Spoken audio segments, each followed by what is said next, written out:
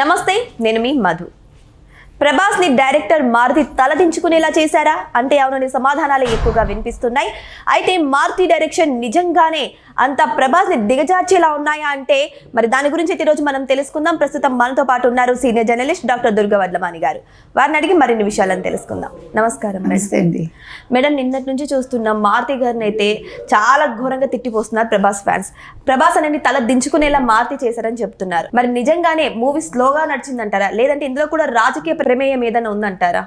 ఏమండి, ప్రభాస్ సినిమా ఎందుకు హిట్ అవ్వలేదు అని అడిగితే చాలా కారణాలు చెప్పుకోవాలి. ఒకటి కథ, రెండు కథనం, మూడు ప్రభాస్ తోటి తీసేటప్పుడు డైరెక్టర్ ఇంకోసారి ఆలోచించాల్సింది. ఇది ఒక చిన్న ఫ్యాంటసీ కథ లాంటివి తీసుకొచ్చి అది ప్రభాస్తో చేయాలనుకుంటే పండుతుందా? పండుదు. మన కథ వింటే మనకి ఏమనిపించి చందమామ కథలు ఇంకా బాగుంటాయి అనిపించింది. మరి ఎందుకని ప్రభాస్ ఒప్పుకున్నారు అంటే మారుతి మంచి సినిమాలు తీశారు, తీయలేదని మనం అంటల్లా. ఆఫ్ లేట్ ఆయన కొంచెం ఇబ్బంది పడుతున్నారు కాబట్టి ఇక్కడ తల దించుకోవడం ఎత్తుకోవడం ఏం లేదు. అయితే ఇక్కడ జరిగేది ఏంటంటే మారుతి ఎంత గొప్పవాడైనా లేదు ప్రభాస్ ఎంత గొప్పవాడైనా కథాబలం చాలా అవసరం. కథాబలం లేనప్పుడు ఎవరు ఏం చేయలేరు. ఒకటి. రెండోది, ఇందాక మీరు అన్నారు రాజకీయ ప్రమేయం ఉంటుందని. ఎందుకు ఎవరికి ఉంటుంది? ఇప్పుడు వరుసగా సంక్రాంతికి మూవీస్ వస్తున్నాయండి. ఇప్పుడు ప్రభాస్ సినిమా వచ్చే టైంలో ఒక్క సినిమా రిలీజ్ లేదు. ఈవెన్ జననాయకన్ కూడా పోస్ట్ పోన్ అయింది. ఇంకా వాళ్ళకి ఏం ప్రాబ్లం ఉంది? అడ్డు కూడా లేదు, ఏ అడ్డు లేదు. కాబట్టి ఇక్కడ సినిమా ఆడిందా ఆడలేదా అనేదానికి మళ్ళా సినిమా కథ బాగాలేదని అర్థం. మూడోది, మీరు పాన్ ఇండియా సినిమాలని ఒకసారి అతను బాహుబలి చేశాక బాహుబలి లెవెల్లోనే అన్ని సినిమాలు ఉండాలంటే ఎట్లా? అవును, ఉండవు. కాబట్టి అదొక మైనస్. తర్వాత పాన్ ఇండియా సినిమాలు ఎందుకు చేస్తున్నారు? మీరు చేయకండి. అన్ని పాన్ ఇండియా సినిమాలు ఎందుకండి? ఎవడు చూస్తాడు? ఇప్పుడు ఇంత డబ్బులు ఖర్చు పెట్టి ప్రజలు థియేటర్కి వచ్చి ఏం చేస్తారు? ఒక పక్క పండగలు వస్తున్నాయి, పండగల్లో సినిమాలు వస్తాయి, ఒక సినిమాకే ఖర్చు పెట్టేస్తే ఎట్లా? ఇప్పుడు మీరు మీ మంచి రోజులు లేకపోతే మీ సినిమా హిట్ అవ్వడం మీరు చూసుకుంటే ప్రజలు బడ్జెట్ చూసుకుంటారు కదా. కాబట్టి పాన్ ఇండియా సినిమాలు తీయడం తప్పండి. తెలుగులో తీయండి, చక్కగా తెలుగు యాక్టర్లను పెట్టండి, చక్కటి తెలుగులో మంచి సినిమా తీయండి, తక్కువ బడ్జెట్లు పెంచుకుంటూ వెళ్ళిపోయి హీరోలకు రెమ్యూనరేషన్స్ పెంచేసి ఒక్కొక్క హీరో 3 ఏళ్ళు 2 ఏళ్ళు ఒక సినిమా చేస్తానని ఏంటిది? ఎవడు నష్టపోతున్నాడు? అల్టిమేట్గా చూసే ప్రేక్షకుడు నష్టపోతున్నాడు. తర్వాత ఇంకోటి ఏంటంటే గతంలో మహా నటులు ఉండేవాళ్ళు కదా. రామారావు గారు, నాగేశ్వరరావు గారు, శోభన్ బాబు గారు, కృష్ణరాజు గారు, కృష్ణ గారు, అందరూ హేమీలే. ఎన్ని సినిమాలు చేసేవాళ్ళు వాళ్ళు ఏడాదికి? ఏకంగా చాలా చేసేవాళ్ళు కదా. ఎక్కడైనా గ్యాప్ ఉందా? అస్సలు ఉండేది కాదు. మరి ఇంత గ్యాప్ లేకుండా వాళ్ళని చేసి వాళ్ళు హ్యాపీగా వాళ్ళు లీడ్ చేశారు. మరి ఇవాళ ఎందుకు మీరు చేయట్లేదు? మీరు 2-3 ఏళ్ళు ఒక్కొక్క సినిమా తీసుకున్నాక మీ బాడీ అవుట్ ఆఫ్ షేప్ అయిపోతుందిగా. అవును, మీకు వయసు కూడా పెరుగుతుందిగా.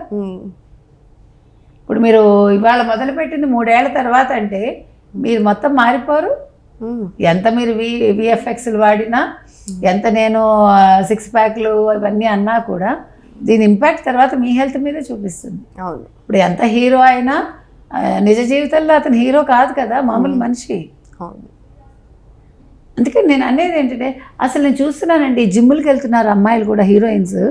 ఆ బరువులు మోయడం ఏంటో అదేంటో ఇది లాంగ్ రన్లో ఎలా ఉంటుంది అని నా సందేహం. జీరో సైజ్ కోసం అంటూ, జీరో సైజ్ అయినా ఏమైనా మన్ని మించి 95 కిలోలు అలా వాళ్ళు ఎత్తుతూ ఉంటే నాకు అసలు నిజంగా అర్థం కాలే. నేను ఎందుకంటే డాక్టర్ని అదే అడగాలనుకుంటున్నా సీరియస్లీ. ఎందుకంటే ఎలా దీనివల్ల ఇప్పుడంటే మీకు వయసులో ఉంటారు 25 ఏళ్ళు 30 ఏళ్ళు, ఇంకొక 10 ఏళ్ళు 15 ఏళ్ళు పోతే 40 ఏళ్ల తర్వాత అండి బాడీ ఏమైనా పనికొస్తుందా? సపోర్ట్ చేయదు, ఎవరికి చేయదు. ఈవెన్ మగాడైనా 40 ఏళ్ళ తర్వాత, ఈ రోజుల్లో 40 ఏళ్ళకి వాళ్ళకి బట్టతలు వస్తుంది, పొట్ట వస్తుంది, అందరికీ తెలుసు. ఆడవాళ్ళకి ఒళ్ళు వస్తుంది. ఒక డెలివరీ తర్వాత మొత్తం షేపే మారిపోతుంది. ఏం చేస్తాం? You have to face it. కానీ నేను అనేది ఏంటంటే ఎందుకు ఇంత కష్టపడి జిమ్ములు చేయడాలు, ఇప్పుడు జిమ్ముల్లో ఆ మధ్యకాలంలో అందరూ కుప్పకూలిపోయారు కదా. అవును అవును. అది నేను అంటున్నది, అది ఏది మనని మించి ఉండకూడదు. అలాగే సినిమాలు కూడా మీరు ఒక రేంజ్ పెట్టేసుకుని, ఇప్పుడు ప్రభాస్ అంటే అక్కడ పెట్టారు మీరు, అంతకు తగ్గట్టు మారుతి తీయగలడా లేదా మారుతి ఆలోచించుకోవాలి. అవును. అంతేకాదు మేడం, ప్రభాస్ గారు ఇలాంటి కామెడీ లవ్ స్టోరీస్ తీసి చాలా ఇయర్స్ అవుతుంది. అందరూ కూడా ఇంకా ప్రభాస్ గారు బాహుబలి తర్వాత పౌరాణికాలకే అలవాటైపోయారు. ప్రభాస్ని బాహుబలిలో చూసి అలాగే అలవాటైపోయారు. ఉన్నట్టుండి ఇలాంటి ఒక చిన్న స్టోరీ అనేది ప్రభాస్కి సెట్ అవుతుందా లేదా అని ఆలోచించుకోకుండా తీయడం వల్ల ఇక్కడ కూడా బెడ్స్ కొట్టినట్టే అంటే అయిపోయింది. మారుతి గారు ఆలోచన లేకుండా చేశారు లేదా మనకు తెలీదు. కథను ఒప్పుకునేటప్పుడు ప్రభాస్ గారు కూడా 1-2 సార్లు ఆలోచించుకోవాలి. ఫ్యాన్స్ని కూడా ఆలోచించుకోవాలి. ఆయన ఏ సినిమా తీసినా వెళ్ళిపోతుంది అంటే ఎలా వెళ్ళిపోతుంది? ఇంకో సంగతి తెలుసా మీకు? హెచ్డి ప్రింట్ రిలీజ్ అయింది నిన్ననే. మరి మీరు ఐబొమ్మని అరెస్ట్ చేశాక హెచ్డి ప్రింట్ ఎలా వచ్చింది? అవును. ఇవాళ సజ్జనార్ గారు మాట్లాడాలి దాని మీద. ఇప్పుడు ప్రొడ్యూసర్స్ కోసం మీరు ఐబొమ్మ రవిని అరెస్ట్ చేశారు, బాగుంది, 3,000 కోట్లు వెనక్కి తీసుకున్నారు. మరి వాళ్ళ అన్వేషణ ఎందుకు మీరు అరెస్ట్ చేయట్లేదు? నా అన్వేషణ కూడా చేయాలి కదా. చేయాలి. సినిమాకి సంబంధం లేదు కానీ అతను హిందూ దేవతల్ని దేవుళ్ళని తిట్టాడు కదా. అవును. ఇష్టానికి గరికపాటి గారిని తిట్టాడు కదా, బూతులు మాట్లాడాడు కదా. మరి మీరు సహిస్తారా? ఐబొమ్మ రవి అవేం చేయలేదు, సరే అతను ఎకనామికల్గా దెబ్బ కొట్టాడు అతను, అది వేరు. ఇది కూడా వేరే కానీ కేసు పెట్టాలి. అవును. పెట్టాక ఆల్రెడీ కేసు అతని మీద 2 కేసులు ఫైల్ అయ్యాక ఎందుకు సజ్జనార్ గారు ఫాస్ట్గా లేరు అని ప్రజలు అనుకుంటున్నారు. ఏది ఏమైనా ఇవాళ హెచ్డి ప్రింట్ మీద కావచ్చు, లేదంటే ఇతను ఎవరు అన్వేష్ మీద కావచ్చు, ఏం చర్యలు ఉంటాయి అనేది వేచి చూద్దాం.